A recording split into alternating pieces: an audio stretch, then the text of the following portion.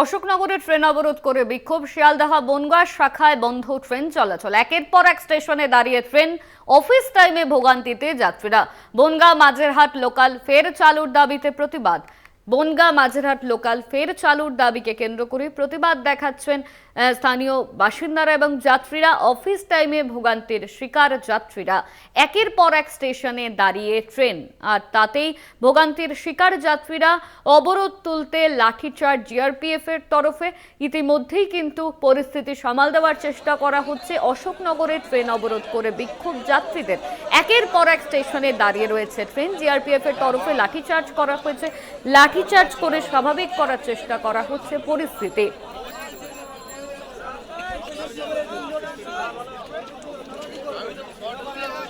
ইতিমধ্যেই কিন্তু পরিস্থিতি স্বাভাবিক করা হয়েছে। অবরোধ উঠে গিয়েছে বলেই খবর পাওয়া যাচ্ছে। ট্রেন চলাচল স্বাভাবিক করা হয়েছে এমনই কিন্তু আমরা জানতে পাচ্ছি। অশোকনগরে ট্রেন অবরোধ, ইতিমধ্যেই যাত্রীরা তারা ভোগান্তির শিকার হয়েছে। বনগাঁ মাঝেরহাট লোকাল ফের চালুর দাবিতে প্রতিবাদ করা হচ্ছে।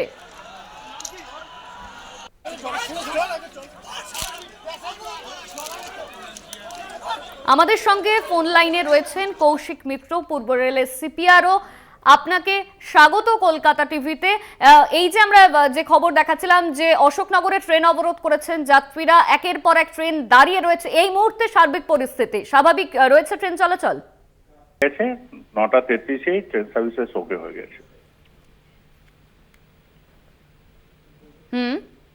দাদা শুনতে পাচ্ছেন?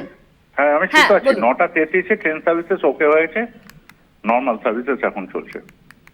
ঠিক কি কারণে বিক্ষোভ দেখাচ্ছিল যাত্রীরা?